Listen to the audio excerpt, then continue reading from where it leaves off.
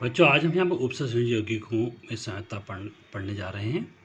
यह समझौता तो हम यहाँ पर पढ़ ही रहे हैं, साथ ही साथ इस समझौता चैप्टर में हम क्या करेंगे, आईयूपीएसी जो नेम अभी हमने लिखना सीखा है कॉन्डेंसेशन यौगिकों का, उसकी भी प्रैक्टिस यहाँ पर हम भली भांति करेंगे। एग्जाम में अक्सर क्या आ जाता है कि इस कोई यौगिक दे देते हैं, उसका यह इस समावयवी की आईयूपीएसी नेमिंग बताओ। इसको प्रैक्टिस में हम करेंगे, बताएंगे भी आपको। तो इसको हम यहाँ पर देखना चाह रहे हैं, यानी कि आप समझौता क्या होती है आप समझ रहे हैं। समझौता किसे हमने पिछले 11th में पढ़ा था, ऐसे यौगिक जिसका अणुसूत्र एक हो परंतु संरचना सूत्र अलग अलग हो, इस गुण को समावयवता कहते हैं। और वो जो अलग अलग संरचना सूत्र वाले जो हमारे यौगिक होते हैं जिनका अणुसूत्र एक ही है, वो क्या कहलाता है, समावयवी संरचनाएं कहलाती हैं। मुख्यतः समावयवता उपसंयोजी यौगिकों की भी दो प्रकार की होती है, जैसे हमने ऑर्गेनिक कंपाउंड में हमने पढ़ा था, संरचनात्मक और त्रिविम समावयवता। संरचनात्मक संयोजकता समावयवता जो हमारी होती है ये 2D होती है और ये 3D होती है, ठीक है। तो यानी कि संरचनात्मक समावयवता को हम 2 डायमेंशनल यानी कि समतल में हम कॉपी में आराम से लिख के समझ सकते हैं, जबकि जो त्रिविम समावयवता है इसको हम कॉपी में लिख कर नहीं समझ सकते, इसकी हमें कल्पना भी करनी पड़ेगी और 3 डायमेंशन स्ट्रक्चर भी समझना पड़ेगा। इसलिए इसको हम फिर देखते हैं। पहले हम संरचनात्मक समावयवता को हम समझते हैं क्या होती है। बच्चों, यहाँ पर 2D जो संरचनात्मक समावयवता है निम्न प्रकार की होती है। नंबर 1 बंधनीय समावयवता, नंबर 2 आयनन, नंबर 3 विलायक योजन, नंबर 4 उपसंयोजकता, नंबर 5 उपसंयोजकता स्थिति, नंबर 6 लिगेंड समावयवता। अब इनको 1 by 1 इसको हम देखते हैं। बंधनीय समावयवता का एग्जाम्पल यहाँ पर ले रहे हैं। अब CONH3 5NO2 और Cl2 है। इसका यहाँ पर नाम है पेंटामीन। पहले अक्षर संख्या निकालेंगे इसके अक्षर संख्या से निकालते हैं। एम इनकी 0 होती है, -2 -1 का ट्वाइस -2 हो गई, -+3 हो जाएगी इसकी अक्षर संख्या, ठीक है। मैंने आपको प्रैक्टिस पहले बता रखी है, प्रैक्टिस कीजिए इसको आप, बहुत आसान है, वैसे मौखिक निकल जाता है। क्या हो जाएगा कि अल्फ़ाबेटिकली पेंटामीन, ठीक है, नाइट्रो एन, क्योंकि अब ये असल में बंधनीय समावयवता जो होती है यूजुअली इसमें जो है एम्बीडेंटेड लिगेंड आते हैं। एम्बीडेंटेड लिगेंड बहुत इसमें जो होने बहुत ज़रूरी होते हैं, क्योंकि कोई लिगेंड जो होता है वो उसका side of attachment to central metal atom कौन सा है, ठीक है ना, उसमें डिफरेंस के कारण जो समावयवता होती है उसे बंधनीय समावयवता कहते हैं। बॉन्डिंग सेंट्रल मेटल में किस तरीके से, यहाँ पर NO2 में N जो है लोन पे इलेक्ट्रॉन CO को दे रहा है, इसलिए यहाँ पर के नाइट्रो N हो जाएगा, ठीक है। Pentammine nitro N cobalt third chloride हो जाएगा। अब इसका जो अगला जो आइसोमर होगा एक्चुअल में वो आइसोमर हम इसको बना रहे हैं। अब जो इसका एग्जाम्पल है, मतलब इसका जो आइसोमर हो गया CONH3 5ONO Cl2। अब यहाँ पर क्या रहा है, O जो ऑक्सीजन परमाणु जो है सेंट्रल मेटल एटम को लोन पे इलेक्ट्रॉन दे रहा है, यानी कि अब इसका अटैचमेंट N से न हो के O से हो रहा है, तो अब लिगेंड हमारा चेंज हो गया। यानी कि लिगेंड का स्ट्रक्चर एक ही है, इसमें अटैचमेंट सेंट्रल मेटल के कारण डिफरेंस हो रहा है। इस कारण ऐसे जो स्ट्रक्चर में इस कारण जो डिफरेंस आता है उसे बोलते हैं बंधनीय समावयवता, बंधनीय सहायक यौगिक हो गए। इसके और कई सारे एग्जाम्पल हैं और एग्जाम्पल आपको बता रहा हूँ। इसका एग्जाम्पल दिख रहा है COSCN H2O5Cl2 और CONCS H2O5Cl2। तो यहाँ पर जो है जो आइसोथायोसाइनाइड और थायोसाइनाइड, ठीक है ना, तो इसमें जो डिफरेंस हो रहा है इसके कारण जो एम्बीडेंटेड लिगेंड हमारे दिखाई दे रहा है, ये जो है बंधनीय समावयवता को प्रदर्शित कर रहा है, ठीक है। और साइनाइड और आइसोसाइनाइड एम्बीडेंटेड लिगेंड जहाँ भी आएंगे वहाँ भी जो है बंधनीय समावयवता आएगी। उसके एग्जाम्पल यहाँ पर फिर आपको देखने को मिल रहा है। एग्जाम्पल है CrH2O5CnCl2 ब्रैकेट के बाहर, और CrH2O5NCCl2। यहाँ पर CN और NC इन दोनों में डिफरेंस के कारण जो अटैचमेंट ऑफ डिफरेंस जो हो रहा है इसके कारण क्या हो रही है, बंधनीय समावयवता यहाँ पर उत्पन्न हो रही है। इसमें अगला एग्जाम्पल आप देखो, यहाँ पर COHCnH2O, ये हमारा क्या है, स्क्वायर ब्रैकेट बंद है, Cl2 है ना। इसको अब क्या, यहाँ पर HCN है, यहाँ पर NH3 हो जाएगा। यहाँ पर ये जो लिगेंड है, एम्बिडेंट लिगेंड जहाँ पर S से अटैच है, यहाँ पर क्या हो जाएगा, नाइट्रोजन से अटैच है। यानी कि इसमें चेंज करने पर क्या हो जाए, समय होता है यहाँ पर चेंज हो जाती है, बंधनी समय होता है यहाँ पर हम देखने को मिल रही है। अब इसका IUPAC नेम आप खुद घर में प्रैक्टिस करके देखेंगे, जो नहीं आएगा मुझसे पूछेंगे, फिर आपको बताता हूँ, क्योंकि मैंने ऑलरेडी आपको सारी IUPAC डिटेल में आपको पिछले वीडियो में बता चुका हूँ। तो इसमें टाइम वेस्ट हम नहीं करेंगे, आगे से प्रैक्टिस भी, तुम्हारे होमवर्क भी हो जाएगा। अब हमारा जो एग्जाम्पल, इसी में क्या अगला एग्जाम्पल है वो ये है CrH2O5Cn, यानी साइनो से अटैच है, यहाँ पर आइसोसाइनो से अटैच है। यानी कि यहाँ पर सिर्फ इसमें सेंट्रल मेटल एटम के साथ यहाँ पर कार्बन से अटैच है, यहाँ पर नाइट्रोजन से अटैच है। इसी चेंज के कारण क्या हो जा रहा है, यहाँ पर इसका क्या हो जा रहा है, समावता बदल हो जा रही है और अलग अलग डिफरेंट कंपाउंड हमारे आ जा रहे हैं। एग्जाम में ऐसा आएगा, आपको इसका IUPAC नेम दे दिया जाएगा कि इस कंपाउंड का बंधनीय समावयवी यौगिक लिखिए, उसका IUPAC नेम लिखिए। तो आप इसका ऑलरेडी बंधनीय समावयवी यौगिक लिखेंगे और फिर इसका आप अपने ही आंसर क्या करेंगे, इसका IUPAC नेम इसका लिखेंगे। अक्सर एग्जाम में ऐसा आता है, इसलिए इसके प्रैक्टिस को आपको करनी होगी।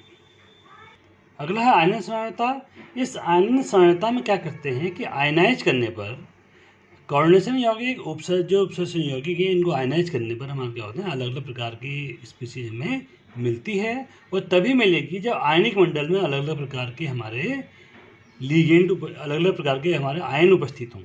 ठीक है, लिगेंड तो तब बोलेंगे जब वो स्क्वायर ब्रैकेट के अंदर हो, और स्क्वायर ब्रैकेट के बाहर क्या हो जाएंगे, सिंपल आयन कहलाए जाएंगे। देखते हैं एग्जाम्पल में कैसे हम इसको समझते हैं। देखो एग्जाम्पल हमको यहाँ आप देख रहे हैं, CONH3 whole 5Br square bracket के अंदर जो हमारा है, ये हमारा इसके बाहर हमारा क्या है, SO4 आ रहा है। और इसी का जो हम कह रहे हैं SO4 और ब्रोमीन आयन हो रहे हैं, उनमें इंटरचेंज कर दे रहे हैं। ब्रोमीन आयन हमारा बाहर आ गया, SO4 हमारा अंदर आ गया। यहाँ पर ब्रोमीन लिगेंड है, SO4 हमारा सिंपल आयन है। यहाँ पर सल्फेट आयन हमारा लिगेंड का काम कर रहा है, लेकिन ब्रोमीन हमारा यहाँ पर अब सिंपल आयन है। तो इस प्रकार जो इनमें चेंज आ जा रहे हैं, इस चेंज आने के कारण जब हम आयनाइजेशन यदि हम इसका करते हैं तो विलयन में सल्फेट आयन देता है। इसके अलावा ये और सल्फेट आयन देगा। यहाँ पर क्या देगा, CONH3 होल 5SO4 निगेटिव और पॉजिटिव और Br निगेटिव आयन जो क्या विलयन में देगा। यानी आयनाइज करने पर अलग प्रकार के यौगिक होंगे, इसलिए इसको क्या बोलते हैं, आयनन समझौता कहते हैं। तो इसमें हम क्या देख रहे हैं कि स्क्वायर ब्रैकेट के बाहर जो हमारा स्क्वायर ब्रैकेट है, उसके बाहर जो होता है लिगेंड से ही हम कोई भी आयन हमारे क्या होते हैं, इंटरचेंज हो जाते हैं। इस संयंत्र को आयनन समझौता कहते हैं। इसका IUPAC नेम आप खुद करेंगे, ये पे बार बार मैं कह रहा हूँ, और वो करना ज़रूर, तभी आपकी प्रैक्टिस ढंग से हो पाएगी। एग्जाम्पल हम क्या देख रहे हैं, देखो वो हाइड्रोक्सिल आयन और सल्फेट आयन में क्या हो रहा है, इंटरचेंज हो रहा है। स्क्वायर ब्रैकेट के अंदर लिगेंड वाले फॉर्म में इंटरचेंज इसमें हो रहा है। यहाँ पर OH आयन हमारे बाहर हैं, SO4 आयन भीतर है। अब क्या है कि एक सल्फेट आयन 2 OH आयन को क्या कर रिप्लेस कर रहा है। सिंपल सी बात है, इसमें -2 चार्ज है, इसमें -1 चार्ज है। नेचुरल इसको 2 को करेगा, तो हम इसको इस ढंग से समझ सकते हैं। ठीक है, देखो यहाँ पर ऐसा कोऑर्डिनेशन नंबर 5 है, यहाँ पर ऐसा कोऑर्डिनेशन नंबर कितना है, 6। इसका लास्ट एग्जाम्पल देख लेते हैं। यहाँ पर देखो, यहाँ पर ब्रोमीन और क्लोरीन आयन जो हमारे हैं, इनमें आपस में रिप्लेसमेंट हो रहा है, इंटरचेंज हो रहा है। तो जैसे यहाँ पर क्या हो रही है, आयनन संयोजकता हो यहाँ पर हम देखने को मिल रही है। इसमें बहुत सारे एग्जाम्पल हैं, अब आप अपने बुक्स में देखेंगे तो आपका भी समझ में आ जाएगा। इसके बावजूद किसी को अगर समझ में नहीं आ रहा है, मुझे पर्सनल फ़ोन करके आप पूछ सकते हैं, अपनी डाउट को क्लियर कर सकते हैं। ये विलायक युजन संयोजकता में, इसमें जैसे नाम से विलायक युजन है, यानी कि विलायक है, यानी कि सिंपल विलायक, यानी कि H2 जल अणु के वजह से यहाँ पर मीन हो रहा है। यानी कि जल के अणुओं की संख्या जो है समन्वयी मंडल और आयनिक मंडल में अलग अलग होगी। यानी कि जल के अणु कभी समन्वयी मंडल में और आयनिक मंडल में क्या हो जाएंगे, इंटरचेंज होते रहेंगे। इस प्रकार जो समायोजकता उत्पन्न होगी से क्या कहेंगे हम, विलायक युजन संयोजकता। जहाँ पर विलायक युजन है, आपको पता है कि विलायक हमारा जो सार्वत्रिक विलायक है, वाटर वो पानी होता है, पानी का सूत्र H2 होता है। उसी H2 अणु की हम यहाँ पर बात कर रहे हैं। इसको हम एग्जाम्पल से देखते हैं। आप देखिए यहाँ पर एग्जाम्पल, वाटर मॉलिक्यूल देखो यहाँ समन्वयी मंडल में है, और एक वाटर मॉलिक्यूल हमारा क्या हो गया, आयनिक मंडल में चला गया। और उसके बदले क्लोरीन आयन यानी कि यहाँ पर Cl2 हो जाएगा, डॉट Cl2 लिखेंगे हम यहाँ पर साथ में, ठीक है ना। तो जितने हमारे अंदर आएंगे उतने ही बाहर चले जाएंगे।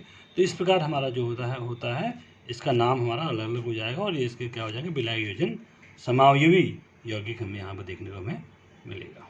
देखो अगला एग्जाम्पल हमारा ये है CONH3 4H2O.Cl। ये हमारे लिगेंड हैं, यानी कि 4 5 6 कोऑर्डिनेशन नंबर इसका 6 है। Br2 हमारा क्या आयनिक मंडल में है, ये समन्वयी मंडल में है।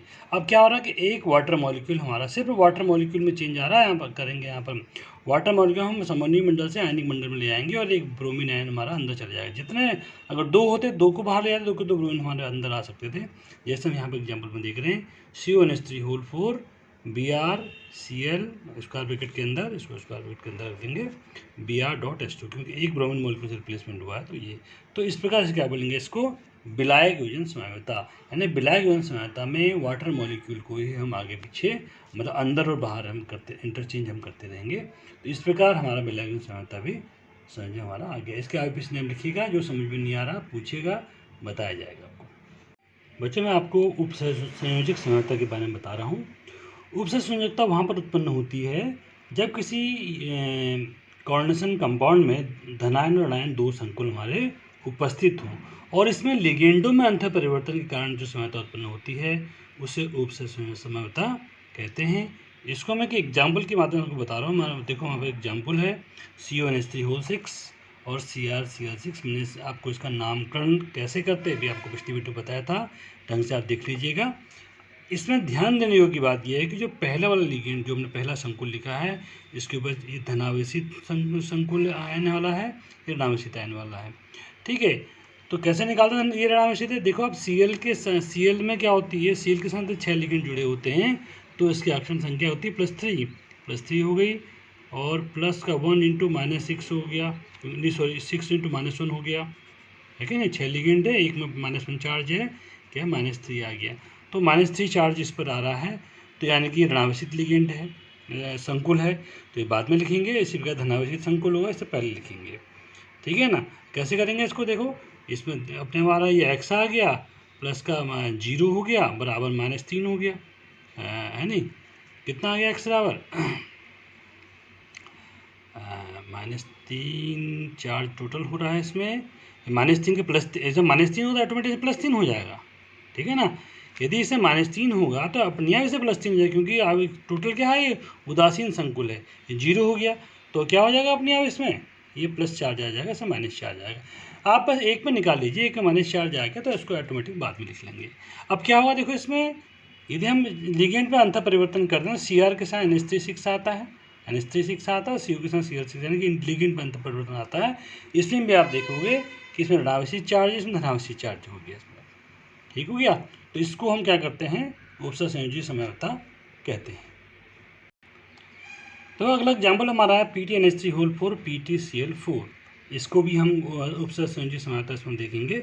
हम एक अमोनिया मॉलिक्यूल को हम यहाँ और एक क्लोरीन मॉलिक्यूल में इधर ट्रांसफ़र करते हैं, तो क्या हो जाएगा, देखो इसमें क्या आ जाएगा, PTNH3 × Cl हो गया, ठीक है। और यह क्या जाएगा, PTNH3.Cl3। ये क्या हो गया हमारा, इसका उपसंयोजी समन्वयी यौगिक हमारा हो गया है। इसका नाम अलग होगा, इसका नाम अलग होगा, ठीक है नहीं। तो इसको आप अपने, जैसे मैंने आपको IUPAC नेम बता रखा है, उसके अकॉर्डिंग इसका IUPAC नाम करेंगे और इसको आप समन्वयी इसका यौगिक लिखेंगे। इसका एक एग्जाम्पल मैं आपको और लिख दे रहा हूँ यहाँ पर। देखो हमारा अगला एग्जाम्पल, दूसरा एग्जाम्पल था, तीसरा एग्जाम्पल है CrNH3 CrSCN6। अब मैं क्या करता हूँ, इसके दो लिगेंड को यहाँ और इसके 2 लिगेंड को यहाँ में क्या करता हूँ, अंतर परिवर्तित कर रहा हूँ। तो ये हमारा हो जाएगा हमारा CrSCN2NH3 आ गया, ठीक हो गया। एक कंपाउंड हमारा ये हो गया, और ये अगला हमारा हो गया CrNH2NH3 और SCN4। कोऑर्डिनेशन नंबर में कोई परिवर्तन नहीं आएगा, ये इसका अगला एग्जाम्पल हो गया। ये दोनों के IUPAC नेम अलग अलग होंगे। इसका अक्षरण संख्या में कोई पड़ता, अक्षरण संख्या वही की वही आएगी, ठीक है ना। ये हमारे एग्जाम्पल हो गए, इसे उपसंयोजी समावता कहते हैं। ध्यान रखिए इसमें दो इसलिए आपको इसके नामकरण सीखने भी जरूरी हैं, इसलिए आपको पिछले वीडियो ने बता रखा है। आप देखिए यहाँ पर काफ़ी लंबा टाइम हो जाएगा। मैं अगले एग्जाम्पल में आपको IUPAC नेम बताने वाला हूँ, क्योंकि मैंने आपको उसमें बताया हुआ नहीं है। अगली समावता है उपसंयोजक स्थिति समावता, इसको हम समझते हैं विद IUPAC नेम। देखो, उपसंयोजक स्थिति समावता कब होती है? जब द्विनाभिक या सेतु संकुल में जो लिगेंड जुड़े हुए हैं, उन लिगेंडों के विनिमय के कारण जो अलग अलग समायोगी संरचनाएं बनती है, उसे उपसंयोजक स्थिति समावता कहते हैं। यानी कि अभी आपको एग्जाम्पल से यहाँ पर क्लियर हो जाएगा। आप यहाँ पर देखिए, हमारा यहाँ पर क्या है, ब्रिज हमारा कोऑर्डिनेशन कंपाउंड है। आप देखो यहाँ ब्रिज बना हुआ, एक ही कोऑर्डिनेशन कंपाउंड है। हमारे ये दो सेंट्रल एटम यौगिक हैं, दो इस लिगेंड से जुड़े हुए हैं, तो ब्रिज बना रखा है इन्होंने। अब इस सेंट्रल एटम के दोनों ओर ये लिगेंडों में क्या हो रहा है, अंतः परिवर्तन के कारण समावता उत्पन्न हो रही है। यहाँ पर अमोनिया के 4 लिगेंड जुड़े हुए हैं, यहाँ पर इसके क्या जुड़े हुए हैं, यहाँ पर इसके देखो 2 और 2, यहाँ भी 4 लिगेंड जुड़े हुए हैं। अब क्या होगा, यहाँ पर इसके एक लिगेंड हमने यहाँ ट्रांसफ़र कर दिया, इसका एक लिगेंड हमने यहाँ ट्रांसफ़र कर दिया, बस क्लोरीन यहाँ चला गया, तो ClNH3 होल थ्राइस CO, ये हमारा ये बन गया। तो इसमें क्या, इसका स्ट्रक्चर अलग हो गया, इसका स्ट्रक्चर अलग हो गया। अब इसका नाम भी अलग अलग होगा। समझ में आ रहा है कि नहीं आ रहा? तो इस प्रकार क्या हो रहा है कि मैंने तुम्हें कहा कि जब दो नाभिक हैं, द्विनाभिकी या सेतु संकुल में लिगेंडों के विनिमय के कारण लिगेंडों के, अब यहाँ पर क्या होगा, लिगेंडों का जो विनिमय हो रहा है आपस में अदला बदली जो हो रही है, उसके कारण दो क्या भी और भी समायोगी हो सकते हैं, उसके कारण जो समायोगी संरचनाएं बन रही हैं, इसे बोलते हैं उपसंयोजन स्थिति समावता। इन यौगिकों का अब नाम तुम्हें तो मालूम पड़ गया, अब इसका नाम लिखना बहुत ज़रूरी है, जो कि मैंने आपका IUPAC नोमेनक्लेचर वाले टॉपिक मैंने को नहीं बताया था। मैं अब इसको आपको क्लियर करना चाह रहा हूँ, कैसे इन यौगिकों का हम IUPAC नेम लिखेंगे। ध्यान दीजिए, बस आपको ये देखना है कि लिगेंड हमने इंटरचेंज करने हैं। मैं इसके ज़्यादा एग्जाम्पल नहीं दे पाऊँगा, मैं अगले उसमें बता रहा हूँ, आप IUPAC से खुद कर लेंगे। इसका नेम देखिएगा प्लीज़। यदि हम नेमिंग करते हैं तो इस प्रकार 4-5 हमारे कंडीशन बनती हैं, अलग अलग स्थिति बन सकते हैं हमारे पास। जैसे हमारे पास क्या कहें कि 2 सेम हमारे लिगेंड यहाँ पर लगे हैं, मैं पहले बना देता हूँ फिर आपको बताता हूँ। तो यह 5 केस होते हैं। देखो यहाँ पर एक लिगेंड से 2 सेम कंपाउंड जुड़े हों, एक लिगेंड से 2 अलग अलग प्रकार के मतलब संकुल जुड़े हों, और अलग अलग लिगेंड से 2 अलग अलग संकुल जुड़े हुए हैं, और अलग अलग लिगेंड से एक जैसे संकुल जुड़े हुए हैं, और एक जैसे संकुल सेम लिगेंड से हमारे जुड़े हुए हैं। इनके रूल क्या होंगे? इसमें क्या होता है, जो हमारा पहला तुमने हमको बताया था, इसमें हम क्या करेंगे, इसे हम ऐसे करेंगे, पहले म्यू लगाएंगे, इसको इसके नाम लिखने पहले हम म्यू लगाते हैं, म्यू, फिर आगे लिखेंगे इस लिगेंड का नाम लिखेंगे, देन फिर क्या लिखेंगे, सेम है तो आगे 20 लगा देंगे, ब्रैकेट के अंदर इस लिगेंड का हम नाम लिख देंगे। ठीक हो गया। इसमें क्या करेंगे, पहले नेम ऑफ लिगेंड, पहले नेम ऑफ एक्स करेंगे, नेम ऑफ एक्स करेंगे, फिर म्यू लगाएंगे, फिर लिगेंड का नाम लिखेंगे, और फिर क्या करेंगे, नेम ऑफ वाई करेंगे। ठीक हो गया। यहाँ पे क्या करेंगे, नेम एक्स करेंगे, फिर म्यू, फिर लिगेंड L1, फिर म्यू, लिगेंड L2, फिर क्या करेंगे, नेम ऑफ वाई करेंगे। यहाँ पे क्या करेंगे, म्यू लिगेंड पहले वाले का नाम, म्यू लिगेंड दूसरे वाले का नाम, फिर 20 लगाएंगे, फिर नेम ऑफ एक्स करेंगे ब्रैकेट में। ठीक है। यहाँ पे क्या करेंगे, पहले लिगेंड का नाम लिखेंगे, डाई लिखेंगे, म्यू लिखेंगे, ठीक है ना, इसमें जगह डाई म्यू लिखेंगे, फिर लिगेंड का नाम लिखेंगे, और फिर 20 करेंगे, फिर नेम ऑफ एक्स करेंगे। ये हम ऐसे इसका हम नाम लिखेंगे। ध्यान से आप देख लीजिए, एक बार मैं आपको जूम करके दिखाना चाह रहा हूँ। इसमें ऐसा करेंगे, देखिए इसका रूल ऐसा है, थर्ड वाले के लिए रूल इस तरीके से है, फोर्थ वन के लिए ऐसा, फिफ्थ वन के लिए ऐसा। अब यहाँ पर कंडीशन ये आती है कि जब अलग अलग लिगेंड हो तो किस लिगेंड का नाम पहले लिखेंगे। अल्फ़ाबेटिकली जो लिगेंड पहले आएगा उस लिगेंड को पहले लिखेंगे, चाहे ऊपर लिखा हो चाहे नीचे लिखा हो, इससे हमें कोई मतलब नहीं है। इनको हम 1 बाय 1 एग्जाम्पल से क्लियर हम करते हैं। 5 एग्जाम्पल मैं लिख दे रहा हूँ, फिर आपको बताता हूँ। देखो 5 जो मैंने आपको बताए थे, 5 अलग अलग केस में अलग अलग एग्जाम्पल दे रहा हूँ। पहला एग्जाम्पल मैंने जो ये लिखा है एल एक्स वाई, इसका ये है। देखो आप लिगेंड्स इससे OH लिगेंड से 2 अलग प्रकार के हमारे जो हैं संकुल जुड़े हुए हैं। एक लिगेंड से सेम संकुल जुड़े हुए हैं, अलग अलग संकुल से अलग अलग प्रकार के यौगिक जुड़े हुए हैं, अलग अलग संकुल से एक ही प्रकार के यौगिक जुड़े हुए हैं, एक ही प्रकार के संकुल से एक ही प्रकार लिगेंड से एक ही प्रकार के हमारे संकुल जुड़े हुए हैं। इनका नाम देखिए कैसे करते हैं। बहुत आसान है, टफ नहीं है। जैसे टफ तो खुद बनाया जाता है, टफ आसान। मैंने क्या कहा, पहले हम जब ये होता है, देखो पहला यहाँ पर ऐसा लिख दिया मैंने। पहले हम क्या लिखेंगे, एक्स का नाम लिखेंगे। ये क्या है, टेट्रा एक्वा हो जाएगा। एक्विडो या एक्वा एक ही बात है। इसको टेट्रा एक्वा निकिल, निकिल। इसमें इसका ऑक्सीकरण संख्या आएगी, इसको हम बाद में देखेंगे, ठीक है। तो क्या आ जाएगा, म्यू हाइड्रोक्सो या हाइड्रोक्सीडो, म्यू हाइड्रोक्सीडो, ठीक है, या हाइड्रोक्सो बोलें। या हो जाएगा, क्या आ जाएगा, टेट्रा एक्वा, क्या आ जाएगा, टेट्रा एक्वा कोबाल्ट, इसका ऑक्सीकरण संख्या आ जाएगी, क्या आ जाएगा, क्लोराइड आ जाएगा। को ऐसे लिखते हैं। अब इसकी ऑक्सीकरण संख्या सबकी मैं एक साथ निकालनी बताऊँ ताकि आपको सही समझ में आ जाए। फटाफट के सबके नाम लिख लेता हूँ ताकि वीडियो में टाइम कम से कम खर्च हो, फिर आपको समझा देता हूँ। आप देखिए मैं नाम लिख रहा हूँ, फिर आपको एक एक एक्सप्लेन करता हूँ। देखो इसका नाम जो दूसरा वाला है, म्यू हाइड्रोक्सीडो बिस, जो सेम है, टेट्रा एक्वा निकिल, ब्रैकेट के अंदर ऑक्सीजन संख्या लिखेंगे इसकी, क्लोराइड। अगला वाला है, देखो यहाँ पर आप देख रहे हैं कि यहाँ पर ये भी अलग है वो भी अलग है। क्या हो जाएगा, पहले एक्स का मान लिखेंगे, टेट्रामीन कोबाल्ट, ठीक है, टेट्रामीन कोबाल्ट। फिर इसका नाम आएगा अल्फ़ाबेटिकली, म्यू अमीडो, म्यू हाइड्रोक्सीडो या हाइड्रोक्सी भी लिख सकते हैं। क्या आ जाएगा, डायमीन डाइक्लोरिडो कोबाल्ट, ब्रैकेट के अंदर इसका ऑक्सीजन संख्या सल्फेट, ठीक है।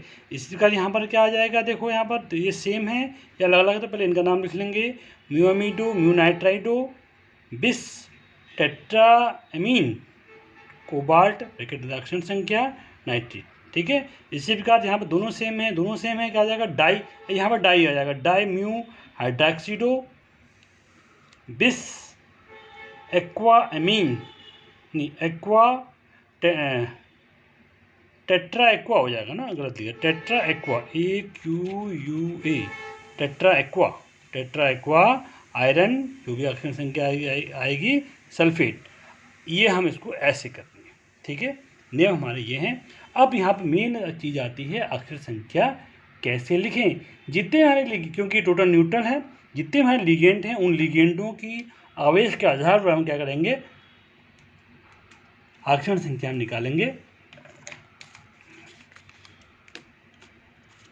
देखो यहाँ पर इसमें कितना, इसमें 0 आवेश है, इसमें -1 आवेश होता है, इसमें 0, इसमें -1, 0 हो गया, -4 हो गया, टोटल -4 हो गया ना। बराबर के वहाँ जाएगा तो +4 हो जाएगा, +4 क्योंकि बराबर में बांट देंगे, +4 का आता है +2, तो यानी कि इसकी भी 2 आ जाएगी, इसकी भी कितनी आ जाएगी, 2 आ जाएगी। ऐसे ही ये 0 हो गई, ये -1 हो गई, ये 0 हो गई, ये -1 हो गई, ये भी +4 है, -4 आ गई।